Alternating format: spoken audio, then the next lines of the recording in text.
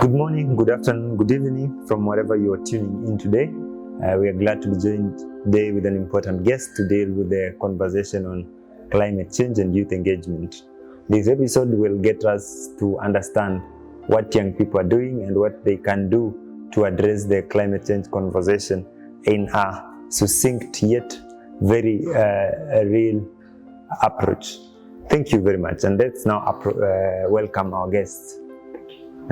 Thank you. My name is Wycliffe Chabaya. Yes. I'm the chair of Vihiga Youth Service Board, and I'm also the CEO of Kenya National Chamber of Commerce and Industry, Vihiga. Yes. I'm a young man who is very enthusiastic with business and also helping young people bring out their potential and identify their passions in terms of those who are going to business, those who are going into employment, those who are into agriculture and climate action. Yes. Yeah. You seem to forget to mention an important thing I identify you for. You once vied for deputy governorship. Yeah, in the last election, I was the youngest of all candidates because we were on the ballot. Yeah. I was the deputy governor candidate, Vihiga County. Yeah. And even in the political sphere, I have also explored. Hey, that's an amazing line to take, because we understand that young people should be available and be willing to be engaged to in matters of national and regional importance. And when we talk about climate change, which I know you have a certain level of passion for and a certain level of understanding too. So could you kindly just get us through this thing? What is the level of young people engagement in climate change conversations within Vihiga County? If I was to rate and give a percentage of the level of young people engagement in climate action, I could say it's 40%. Okay. We are averagely engaged. Yeah. But pushing on to have as many young people coming into a climate action. Most of the young people have been just looking for their livelihoods, something they can eat, something that can give them money, sustainability. Yeah. But now, looking at you are getting money, but are you cognizant of whatever you are doing to the environment? Yes, okay. I get to understand that one of your strong points is in youth and business. It's a conversation you've ridden on for quite some time. And from this position and understanding that we have a demographic of young people who are really interested in coming on board and saying, you know what, we want to do business, we want to be self-employed, we want to do something in line with creating our own platforms for income generation. And this is a conversation that should be sustained, not just when we talk about climate change, but also when we talk about youth empowerment and youth engagement in particular. So you would tell me, what do you think is the space right now? You put their involvement in climate change at 40%. Do you think they could be made to prioritize climate change as an existential challenge?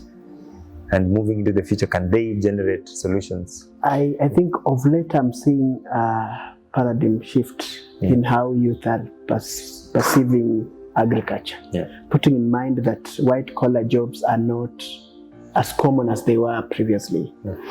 And it takes ambassadors of climate action to help youth understand that whatever they are doing, they are able to bridge and bring out the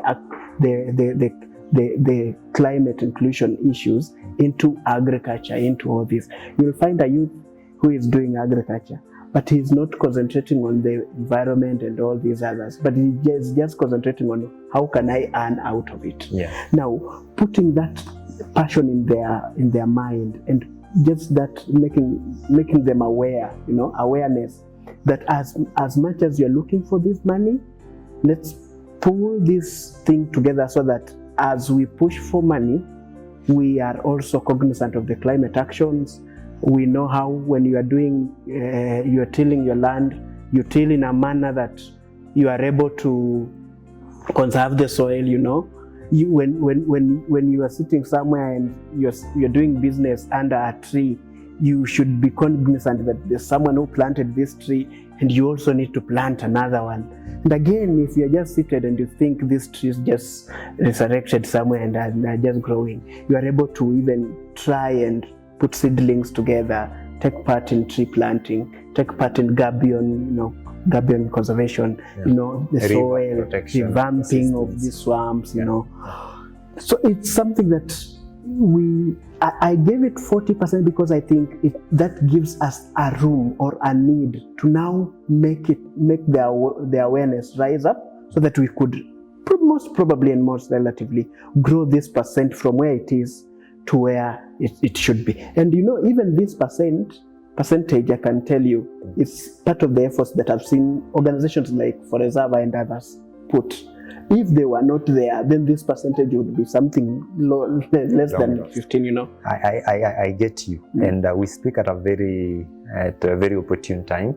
You just got inaugurated as a Vihiga Youth Service Board, an amazing platform for us to have these conversations and cascade these actions. So I would ask, looking at the opportunities that already exist, both in the county government, the national government, and even in the international space, international program space, what are your action points towards ensuring that now we improve this 40% engagement to something commendable and something that can really impact generations?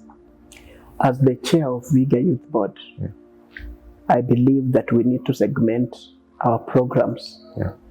And part of the segment that should be very vital and inclusive is the segment that talks about youth inclusion on climate action, climate change and all these other things. Yes. And be able to partner with organizations that are driving climate issues so that we bring these things to become local, Now we can have very big debates out there, in the media out there, talking about climate action. But if at the grassroots level, at the county level, at the grassroots wards, we do not have action plans, groups that are, sector working groups that are able to work on climate action properly, then we will be missing it out. So as a board, our plan is that existing groups that are working on climate action, they are able to be empowered, be it by partners, by the government, so that at the end of the day, whatever the agenda they are pushing is able to be seen and not just to be heard. In terms of how many trees have we planted, how many youth have we engaged to do planting and to take part in the climate action, So yes, and you provide a very amazing commitment that there is a willingness to create a platform for these conversations. Tell us about that. But as you mentioned that also, are you also going to work on a database of partners and potential stakeholders that will come in and be able to propagate the work that is already ongoing and the one that you plan to do? Two things. One, we would like to have a database that is able to wrap all these activities, and you are able, at a click of a button, you are able to know the number of youth and where they are located and what they are doing towards climate action. That is one. But the second one is you find partners funding the same thing, and now, but if we are able to profile all these partners, you will know, for this program, let me be able to reach out to this partner, let me be able to reach out to that other partner. So once we develop the database for the youth and those who are engaging in climate action, that would be vital information that partners out here would want to use to implement their programs. And as partners are implementing their programs, what they always look for is the impact and sustainability of the program. Yes. So we would want to provide a platform, an environment where partners are willing to come in because the programs that are being rolled on climate action are sustainable and are impact oriented. They are able to impact the community, they are able to impact the society, and the impacts can be seen. Yes. Yeah. That's amazing. We can do all the talking, we can discuss this, we can have these conversations for as long as we want.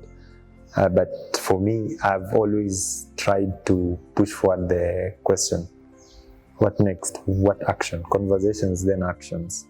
So if you were to speak to a young man in Munugi or Modungu village or somewhere in Gimarakwa at this very moment and ask them to do something, what would be your call to action?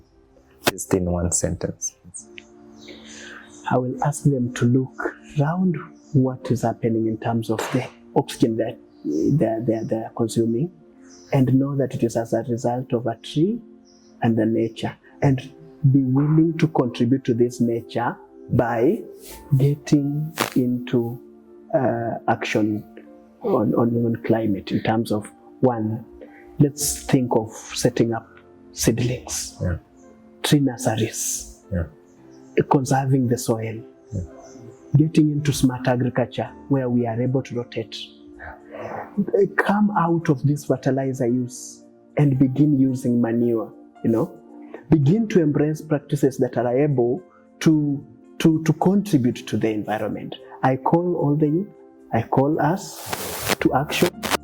We must be cognizant of the environment, of nature, and it is time to think of the best practice that would contribute to that oxygen that you are taking to be more cleaner and to be in supply, Amazing. I love that.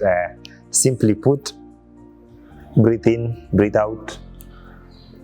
Those very simple motions that sustain us and keep us alive. And I really dig that vibe, like young people would say out here. So to everyone listening to us and watching us from across the world, it's been a show on climate change and youth engagement. We've hosted Mr. Chabaya. I always call him Deputy Governor. And this conversation will be sustained and will be maintained as we continue with the Climate Culture Podcast, which has been enabled through the amazing support of USAID, through the Young African Leadership Initiative, and other partners. Thank you very much and see you next time. And thank you for coming. All right.